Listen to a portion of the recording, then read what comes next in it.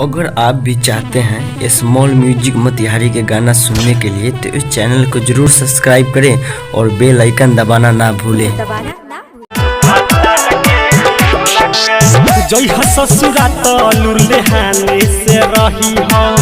कुछ होई कमी त पियावे से कही हा कुछ होई कमी त पियावे से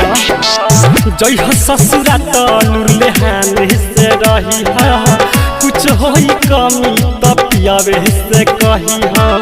जदी कुछ बोली है तब तक की हा ना घूर के जदी कुछ बोली है तब तक की हा ना जय होता घोड़ा लगी हा भाता रखे निहुर के जय होता घोड़ा लगी हा भाता रखे निहुर के भाता रखे निहुर के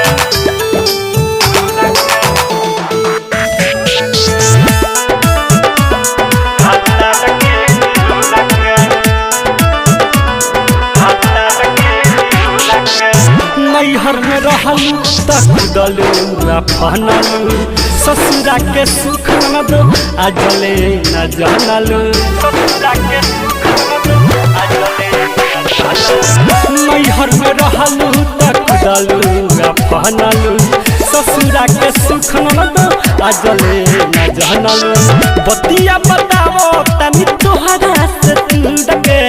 बतिया बताओ तनी तोहरा से दूर के जय होता घोड़ा लगी हा भाता रखे निहुर के जय होता घोड़ा लगी हा भाता रखे निहुर के भाता रखे निहुर के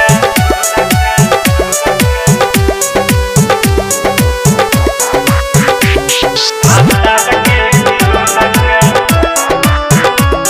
भाता रखे निहुर के जीतली हसैया के प्यार से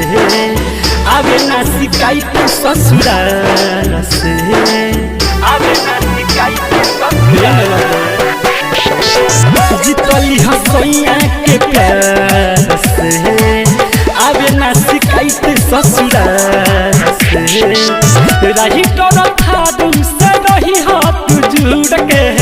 बिकी राजा मीठू से रही हाथ जुड़ के जय होता घोड़ा लगी हा भाता रखे निहुर के जय होता घोड़ा लगी हा भाता रखे निहुर के जय हो ससुरा तलुरले हाने से रही हा कुछ होई कमी त पियावे से कही हा जदी कुछ बोली है तब तक की हा ना घूर के